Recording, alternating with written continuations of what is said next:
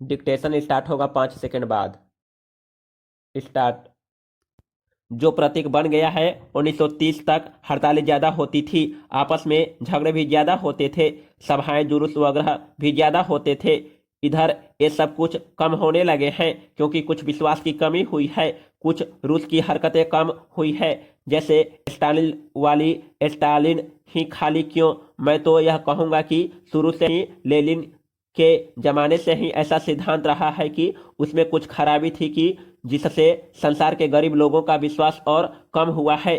लेकिन वास्तव में सबसे बड़ी बात यह हो गई है कि संसार के दबे हुए और गरीब लोगों के अंश को रूस ने ऐसा बना डाला है कि जो समझता है कि अपने देश के अंदर की लड़ाई 2 नंबर की है और असली लड़ाई तो जो गरीब का मंदिर बन चुका है उसमें और जो पूंजीपतियों के मंदिर हैं उनके बीच है। अगर इन दोनों की लड़ाई में गरीबों का मंदिर जीत गया तो हमारी जीत तो अवश्यभावी हो जाएगी। यह तर्क आप पकड़ लेना जैसे चाहे, मजाक में ही सही। अपने कुछ ऐसे साथी हैं जिनमें मैं कहता हूं कि तुम तो बड़े आलसी और निकम्मे हो, तो वे कह दिया करते हैं कि अब आप ऐसा कहते हैं लेकिन जब सारे हिंदुस्तान में समाजवाद आएगा तो क्या हमारे गांव में नहीं आएगा।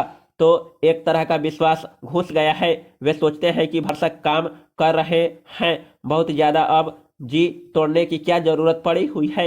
मैं समझता हूँ चाहे मुंह पर न लाते हो, दिमाग में यह बात बहुतों के है, समाजवाद जब आएगा तब आएगा, इसलिए थोड़ा बहुत जो औसत परिश्रम है वह उसके लिए कर लो, लेकिन और ज्यादा परिश्रम करने की क्या जरूरत पड़ी है।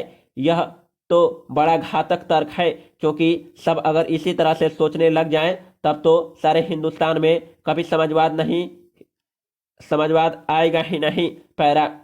उसी तरह से कम्युनिस्टों की जीत के बाद, रूस और चीन की जीत के बाद हर देश में गरीब लोगों के अंदर एक काफी बड़ा वर्ग हो गया है जो समझता है हमारे अपने देश में समाजवाद आ जाएगा, गैर बराबरी मिट जाएगी। उस दिन जब रूस की अमेरिका की पूंजीवाद की और समाजवाद की लड़ाई खत्म होगी और समाजवाद जीत जाएगा, जब सारे संसार में जीतेगा तो हमारे यहाँ भी जीत ही जाएगा। इसलिए कुछ ढीलापन आया है। एक जमाना था जब कहीं सुन लेते थे कि मजदूरों की हड़ताल हुई तो जानने की जरूरत नहीं होती थी कि वह किस लिए हड़ताल हुई, कहाँ हुई, कैसे हुई। अब मैं अपने जमाने की बात कहता हूँ। कुछ थोड़ा सा वक्त मेरे अपने जमाने में भी आया था कि कहीं कोई भी हड़ताल हो उसमें उमंग आ जाती थी।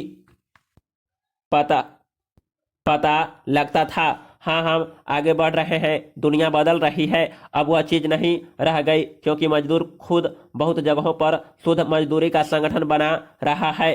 उसको क्रांति में इतनी दिलचस्पी नहीं रह गई है, उसको दिलचस्पी है सुखी जीवन बिताने में, खासतौर से गोरे देशों के मजदूर की। मैं बार बार इस बात को नहीं कहना चाहता कि गोरे देश का मजदूर अपने देश के कई बड़े लोगों से काफी अच्छा है।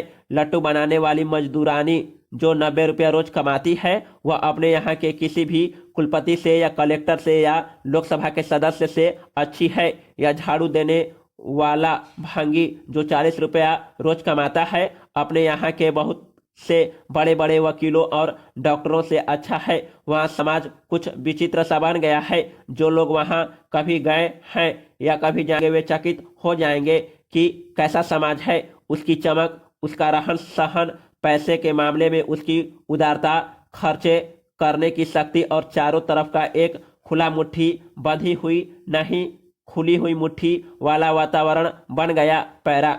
एक मानी में देखो तो यह आंदोलन कमजोर सा है, लेकिन दूसरे अर्थ में अंतर्राष्ट्रीय और राष्ट्रीय गैर बराबरी और गरीबी के खिलाफ लड़ाई अब कुछ ज्यादा सचेत होकर आ रही है और यह अभी इतनी नहीं है। तो अगर हमारे जैसे लोगों की बातें बच गई, संगठित होती गई, एक जगह आती गई तो हम अनुमान कर सकते हैं कि अगले 10 या 5 वर्ष में यह गरीब अमीर की लड़ाई सचमुच एक अच्छा स्वरूप ले लेगी। ऐसा भी हो सकता है कि हथियार वाला मामला अगर बिगड़ता चला गया तो रूस और अमेरिका को खुद झक मारकर कुछ थोड़ा बहुत सोचना पड़ेगा, कुछ तब्दीलियां आएगी। पैरा। असल में और बहुत सी लड़ाइयाँ इसके साथ जुड़ी हुई है। प्रभु देश और गुलाम देश की बात मैंने पहले की थी, वह लड़ाई तो बिल्कुल साफ चल ही रही है। आजकल अल्जीरिया का ज़्यादा जिक्र आता है। अल्जीरिया यानी अल जजीरा, उर्दू में द्वीप को जजीरा कहते हैं। यह देश पानी से चारों तरफ घिरा हुआ है, इसलिए इसका नाम अल जजीरा रख दिया। बिगड़ते बिगड़ते यूरोपियों को मुंह में यह अल्जीरिया हो गया। यह तो खैर प्रसंगवश है, इसका खास उससे संबंध नहीं है। खाली इतना सा संबंध है कि भाषा के मामले में जो लोग बहुत ज़्यादा यूरोपीय लोगों की नकल किया करते हैं, उन्हें जानना चाहिए कि न जाने ऐसे कितने शब्द यूरोपीय भाषा में अपनी भाषा के हैं, और ऐसा मत समझना कि अपनी भाषा निर्धन है। लेना देना तो चलता रहता है। जैसे आजकल मानसून शब्द का बहुत इस्तेमाल किया जाता है, यह मानसून शब्द असल में मौसम शब्द ही है। खैर, अल्जीरिया में जो लड़ाई चल रही है, या जो कीनिया में हुई, या जो अभी और देशों में भी हो रही है, दक्षिण अफ्रीका वगैरह में, तो उस पर से मुझे कुछ ज़्यादा बताने की नहीं कि प्रभु देशों के खिलाफ जहाँ कहीं अभी भी राजनीतिक गुलामी है, लड़ाई बड़े जोरों से चल रही है। इस वक्त भी इसमें न जाने कितनों की जाने इस वक्त भी जा रही होगी। लोग मर रहे होंगे, गिरफ्तार हो रहे होंगे, कत्ल हो रहे होंगे, और इस तरह की तकलीफें झेल रहे होंगे।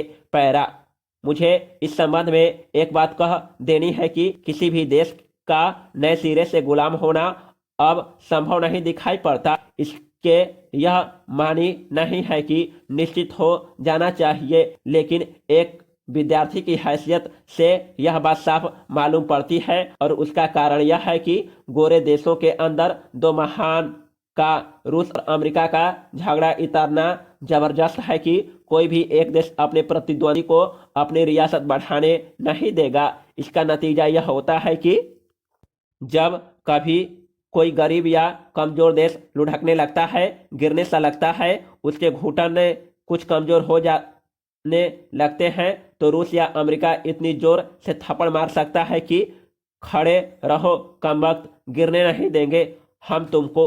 इस सदी के पहले जितनी भी सदियां हुई है, उनमें अंतर्राष्ट्रीय संबंध में ताकतवर देशों ने हमेशा कोशिश की है कि उनका प्रभुत्व दूसरे देशों पर बढ़े। यह एक माना हुआ सत्य था कि अगर तुम्हारी ताकत है तो तुम्हारा साम्राज्यवाद बढ़ भी सकता है। सिद्धांत वगैरह की बात छोड़ दो, इस वक्त मैं सिद्धांत की चर्चा नहीं कर रहा हूँ कि मनुष्य ऊंचा उठ गया है कि लोगों की गुलामी से इतनी नफरत हो गई है कि वे किसी देश को गुलाम नहीं बढ़ने देते हैं। हो सकता है किसी हद तक यह भावना भी काम करती हो, लेकिन वस्तु स्थिति ऐसी हो रही है कि रूस और अमेरिका दोनों इतने महान शक्ति वाले और करीब करीब बराबर की शक्ति वाले देश हो गए हैं कि कोई भी अपनी प्रतिद्वंदी की ताकत को बढ़ने नहीं देना चाहता है, और इसलिए जब कभी कोई कमजोर देश गिरने लगता है तो उसको जबरदस्ती खड़ा करके रखा जाता है। यह विदेशी मदद वगैरह आखिर है क्या? सही, यही सब चीज़ें तो हैं।